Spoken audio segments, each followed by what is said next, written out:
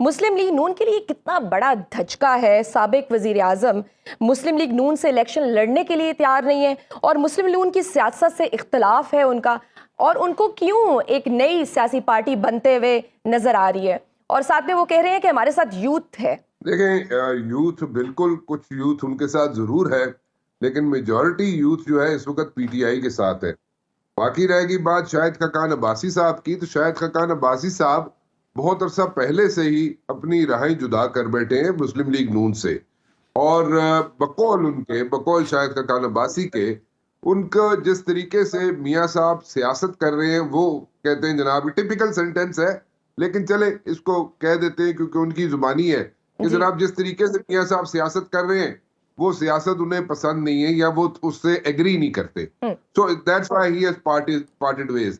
लेकिन इलेक्शन क्यों नहीं लड़ रहे वो और साथ क्यों नहीं खड़े?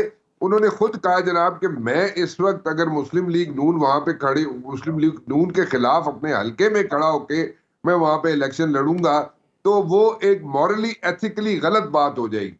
वो इसलिए कह रहे हैं कि जनाब, वो कह रहे हैं मैंने अपने हलके में अपने हाथों से मुस्लिम लीग नून को बनाया है, तो अगर मैं आज उन्हीं के खिलाफ खड़ा होकर जनाब वोटें मांगना शुरू कर दूंगा नून लीग के खिलाफ, तो इट डजंट सूट मी।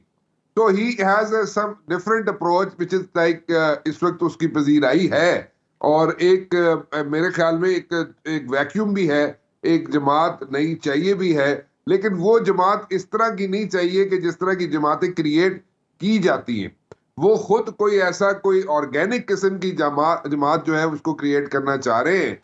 मिफ्ता इस्माइल भी है उसमें, मुस्तफा नवाज खोखर भी है। मुस्तफा नवाज खोखर भी वजह बड़ा क्या है? क्लियरली, चौधरी निसार साहब इनके साथ नहीं चल पाते, शाहिद खाकान अब्बासी साहब इनके साथ नहीं चल पाते, क्या इख्तलाफात हैं?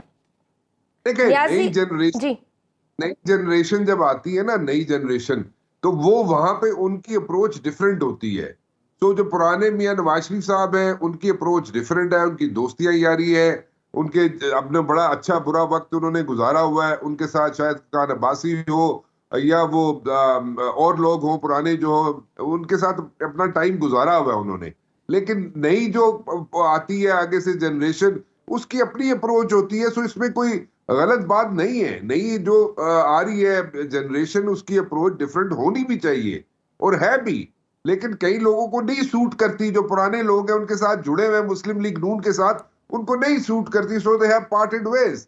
और वैसे भी अगर देखा जाए तो वो लोग जो पुराने, जो मियां मोहम्मद नवाज शरीफ साहब के साथ हैं शुरू से, वो कहते हैं जी कि मियां साहब को इस वक्त, क्योंकि मियां साहब ने बड़ा अरूज देखा हुआ है बकौल उनके, कि उन्होंने वो प्राइम मिनिस्टरशिप एंजॉय की हुई है जिसमें जनाब वो मतलब कि they were able to do anything and everything. लेकिन अब वो, उनका कहना ये है कि अब जो प्राइम मिनिस्टरशिप मिलेगी उनको, वो उसमें शायद इतना खुल के ना खेल सके वो, तो इसलिए वो उस पे भी जरा थोड़े से नालायं।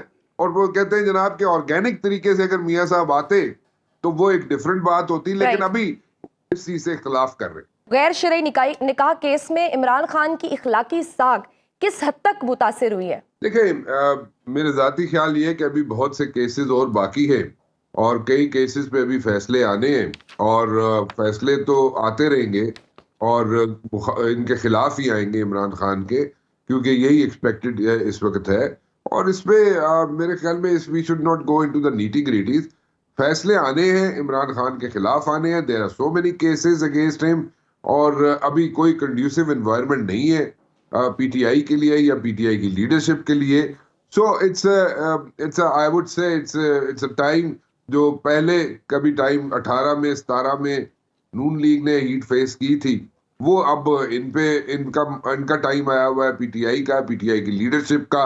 वो हीट फेस कर रहे हैं और ये सिलसिला चलता रहेगा। इसपे कोई मेरे ख्याल में अनहोनी चीज नहीं है। फैसले आएंगे और आएंगे, मजीद आएंगे जो इनके खिलाफ आएंगे पीटीआई के और पीटीआई की लीडरशिप के लिए, और टफ टाइम्स होंगे इनके लिए।